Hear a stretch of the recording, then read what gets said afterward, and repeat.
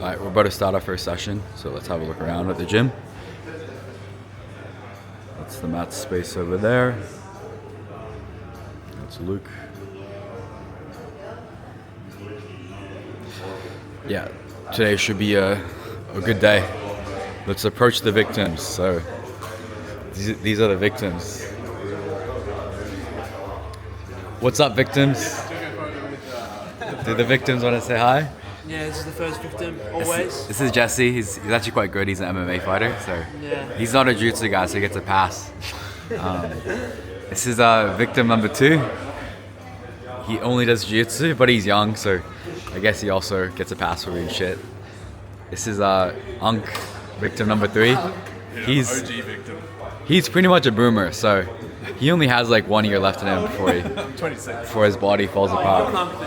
You're Unk? How old are you? 25. Once you go beyond 25, Yeah. But his back is already like completely cooked. Like 1 hour training session with me, and then he was like, "All right, that's it." stop acting tough in front of the camera, dude. Yeah, I like to act tough in front of the camera, so I look cool. In real life, I don't say anything. I just sit in the corner. So let's take you to the third victim. Victim number 3. Rob. What do you want? Said victim number 3. Say hi to the camera. Yeah. So today should be a good day of bashing the victims. Alright, this is just some rolling footage of me and another competitor called Spewy. He's mainly a guard player, so you get to see some of my passing. And yeah, something to think about. This is like more like competition training, so we're trying to keep in mind like points, avoiding scoring, and things like that. It's not like normal training where we just fuck around. It's like we're not necessarily going balls to the wall, but we're training with like a specific intensity of preparing for the rule set, which is ADCC rule set. So you see me like initiate my passing, going side to side, and doing things like that. So yeah. If you want more instructional type content, there are other videos on my YouTube channel, but there's also my school. That's free, so make sure you check that out as well. Link will be in the description below. Anyway, let's start analyzing this round. So I'm already on his back, and we're fighting from here. I'm mainly thinking about scoring and securing top position, trying to pull him in and get better upper body grips from here. Something I've been doing a lot.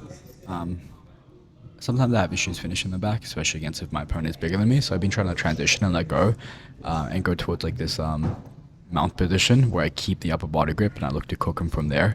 Here you can see I actually have a cross wrist and a strangle. I actually use this in my match at trials in the second round, and this is a great position because it kind of cooks him and it can exhaust him. But actually I lose control of the wrist, so we just end up back towards mount, which is still definitely a win in my books because I'm on top of him and I've transitioned towards mount, which is like, in my eyes, equally the same as back.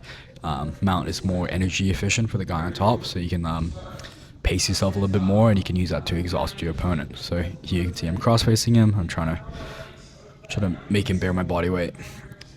He actually does a really good job doing that Gary Tonin escape where he bridges onto the side and inverts and get his hips out, and then I have to dismount and go back towards headquarters. This is nice here.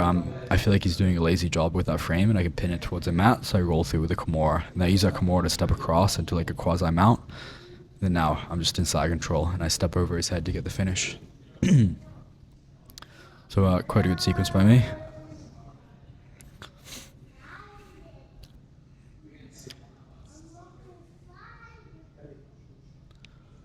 So stop playing again. You can notice my head position. My head's very low. That's intentional to like deny him any connection with me, and you can see I'm going side to side movement. I'm trying to really establish angle where his knees are pointed away from me. That's what I'm really looking for. In these clips, I could do a little bit better job pinning the ankle, especially as I switch sides. That's an adjustment I've made since then, and I don't really have that problem anymore. But through my side to side movement, I put a lot of pressure on him, and I cause him to turn away. Now I just try to chase his back and mainly stay on top. Like. I know I'm fatiguing him, and I know I'm gonna get the breakthrough over time if I just continue at this pressure. So there we go. I just get the guard pass from the turtle. I get one hook in, and I'm working from there. I'm looking to throw in my second hook, but his elbow and knee is connected, so I'm just being patient. I'm also just trying to break him down here and pin him in that like cross wrist position I looked at earlier. But yeah, I take my head a little bit higher, and that makes it a little bit easier for my hook to come in. And I switch towards body triangle. And now I just start hunting towards that neck and going from there.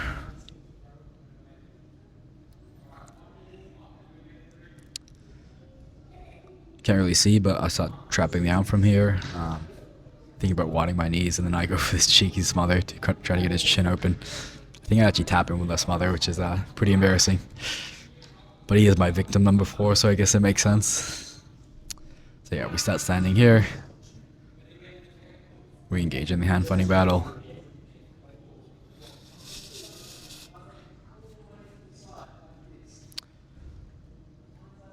That was a pretty sloppy Ashy slap by me. I should have made connection with his legs and get my hips a little bit more far through, but doesn't work from there. There I kind of do something interesting. I invert my head inside from the K guard and knock him down on his butt. I actually do hit the sequence of trials as well, and I use that to get on top and sweep. I don't get top position from it this time, but I still get into his legs.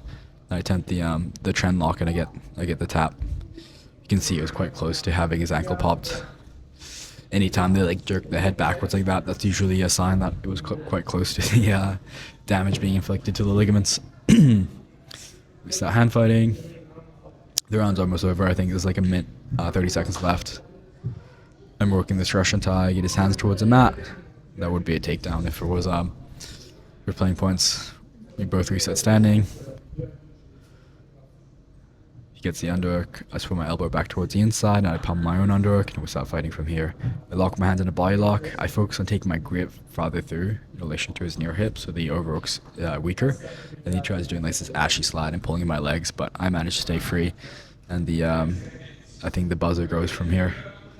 But overall, pretty solid round. I got to work my passing and some of the A-game stuff that I did manage to hit in trials. It's quite interesting because like your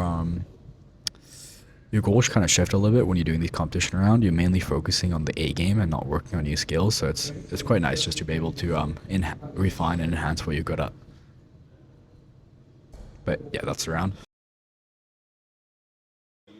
We just finished up training. I'm with my friend Rob. Both of us competing in ADCC. Rob, how did your session go? My session went pretty well. I'm feeling really good. I'm gonna do 77 kilos. I might actually do 88 as well. I'm still thinking about it. But yeah, today I'm just working on my A game at the moment. So I can't fully reveal that, but it's going really well. So I'm pacing myself in training. It's going. We're training twice a day, going pretty hard. So it's important to moderate yourself and stay injury free. But I'm pretty fucking excited. What about you, David Soil? Training's going great. Everyone's a little bit heavier than me, which is good because it's more resistance. But we have I think most of the competitors are doing 77 kilos. So it's I think there's 5 or 6 people doing 77, and there's only 2 of us doing 66. So there's high chance Rob might face teammates within the first round. So how do you feel about going against your teammate? I mean, it's not the most ideal, but it's competition. So anyone can enter the competition. It is what it is. But yeah, at the end of the day, it's just a lot of traffic out there. It's just jiu-jitsu, so I'm not trying to kill the other person. If they win, they win, but I'm going to try to do my best to beat everyone in the competition. Have you stayed injury-free during the competition, Dave? Yeah, my knee's a little bit cooked from trials. I ate some hooks going against my friend Reese, but it's not too bad. And it should be fine by the comp. Yeah. Anyway, something to know is a lot of people hype up competition like they're going to war, and they make a bunch of meme Instagram or them being serious Instagram reels I'm preparing for battle. What's your mindset going to competition? Are you preparing for battle? Are you going to war?